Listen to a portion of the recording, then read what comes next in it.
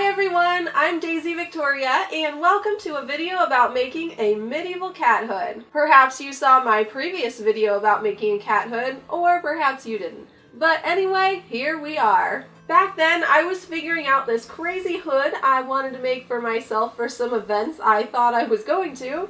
Yeah, that was right before times changed. Anyway, now I've refined my pattern and I got it ready for sharing. And guess what? I even digitized it for you. You can buy the PDF pattern with photographic instructions on my website, which is linked in the description. In this video, I'm going to share how I created a hood using my PDF pattern, and hopefully that will help you get through some of the steps.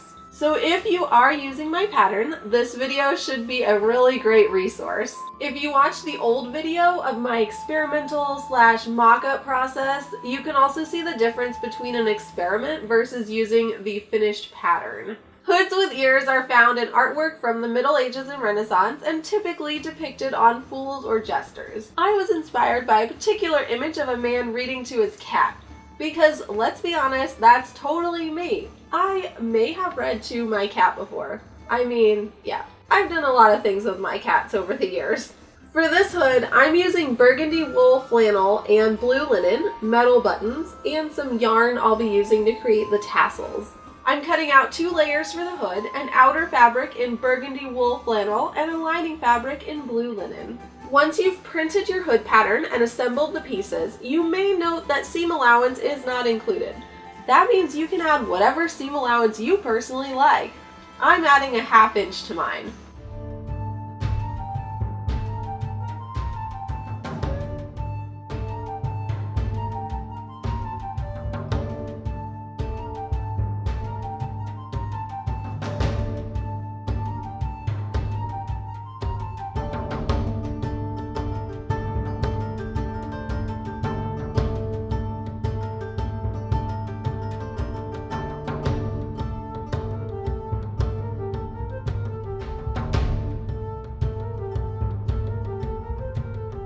If you have a larger hood size and or a smaller fabric width, you may need to piece the back of the hood.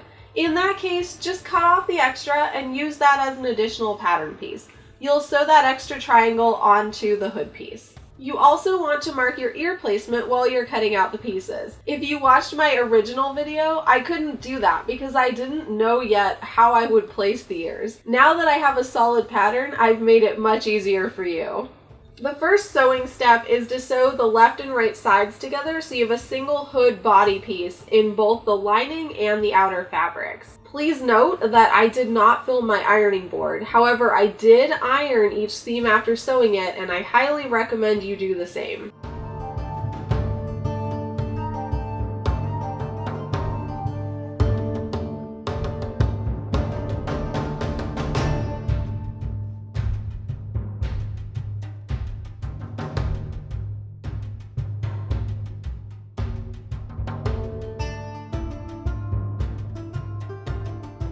I'm sewing the ears before finishing the hood. I'm attaching the ear lining to the ear outer fabric. Note that if you are using cotton flannel like in my original video, you may not need the interfacing indicated in the pattern. You also may not see interfacing here because I did in fact try to sew this with no stabilization while filming it, and then I decided the wool and linen combo did not support itself enough like the cotton flannel did. Make sure you clip the corners when turning your ears right side out.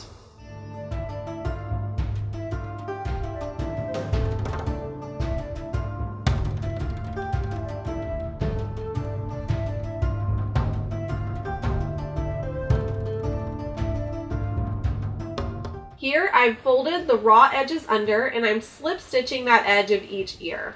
You can try using the sewing machine top stitching if you prefer. However, I think the hand stitching here really gives you a nice clean finish for this project. I'm honestly a fan of doing as much stitching by machine as possible, so when I do something by hand, I guess that's an indication that it's worth it. Once the ears are prepared, I'm sewing them onto the hood, matching the ear placement lines I transferred from the pattern. This is another hand sewing step, as that gives a really nice finish and great control over the stitching along these curves. This step was really finicky in my experimental hood, and I actually had to redo it a couple times to get the placement right. I have to tell you, using the pattern I created with guidelines already decided, it was so much easier this time.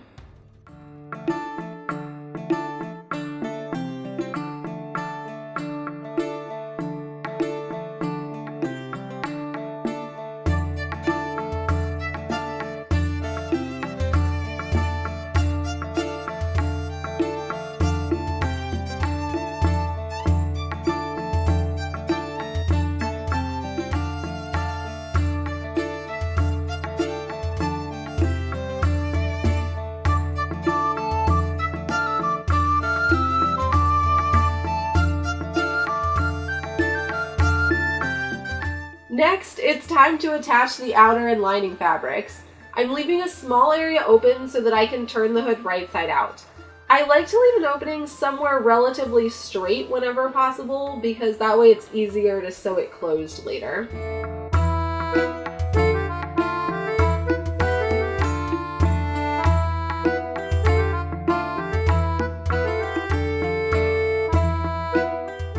After clipping the curves and corners, I'm turning the hood right side out. Then I'm slip stitching my opening closed.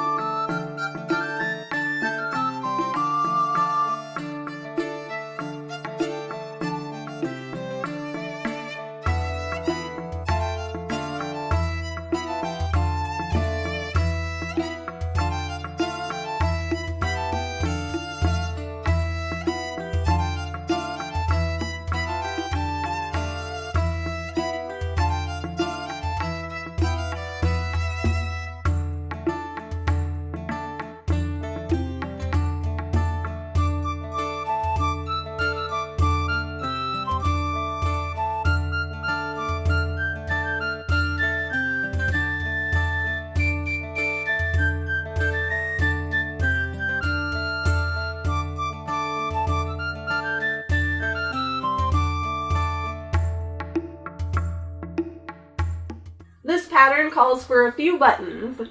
I marked my buttons and buttonhole placement along the front edge. I'm using the buttonhole function on my sewing machine. If you watched my prior video, you may have seen me sew the buttonholes on that hood by hand. That's totally fine. If you want a more historically accurate final look, hand-sewn buttonholes are perfectly acceptable.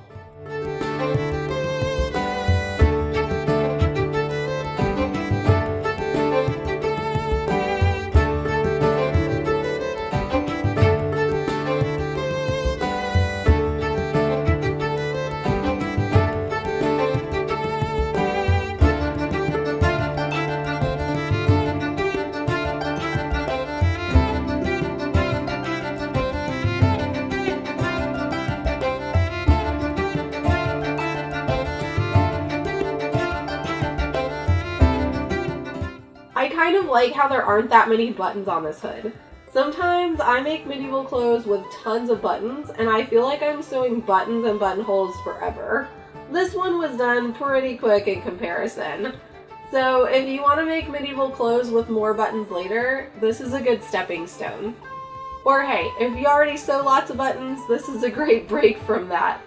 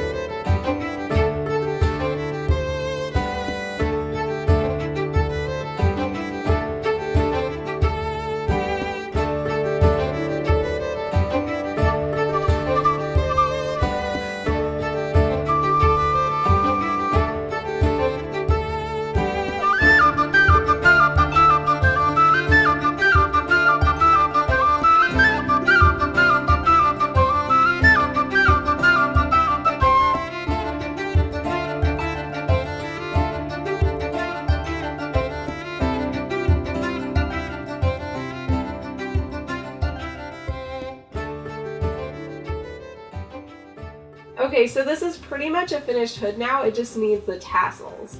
I'm using cotton yarn and following the instructions in the PDF pattern and tutorial. I'm wrapping the yarn around this little cardboard box and then tying the tassels together and trimming the excess. Note that you can also use pre-made tassels.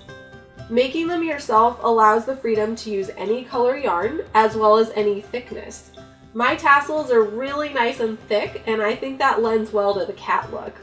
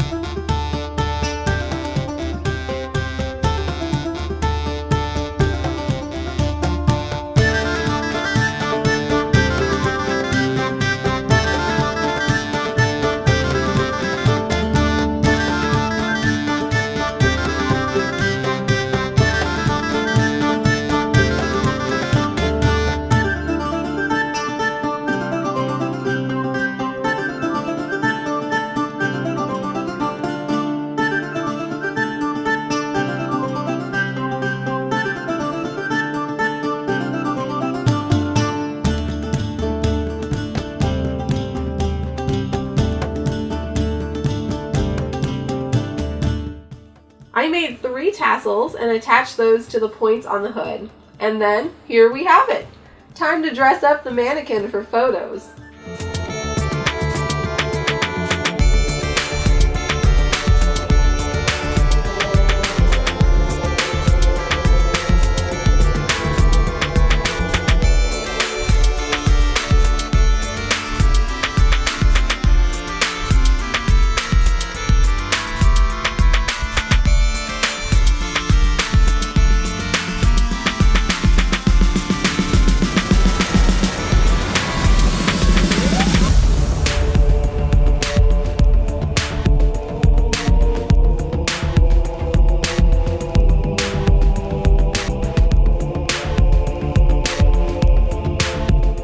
I felt so very festive, I wanted to join her in my own hood. And also act a little silly because, let's face it, that's just who I am as a person. If you'd like to make your own cat hood, please follow the link in the description to get the pattern in my shop. And when you use my pattern, make sure you tag me on social media and then I can share your photos. I think this hood is so perfect, not only for reenactments, but also for cosplay, conventions, festivals, fantasy stuff, and I think you could get away with it in modern life too. It's just really cute, and I mean, who doesn't love cats? I know I love them. Also, support me on Patreon or Ko-fi if you'd like to toss in a few thanks. It costs a lot for fabrics, materials, filming and photography equipment, and just in general, the many supplies and resources to keep this going. Any support really helps me to keep creating this kind of content and being able to share my art and my resources with you. Please subscribe to my channel if you'd like to see everything else I post here, and hit that bell icon so you'll be notified each time I post a new video. Thank you so much for joining me today, and I look forward to seeing you again very soon. Meow meow!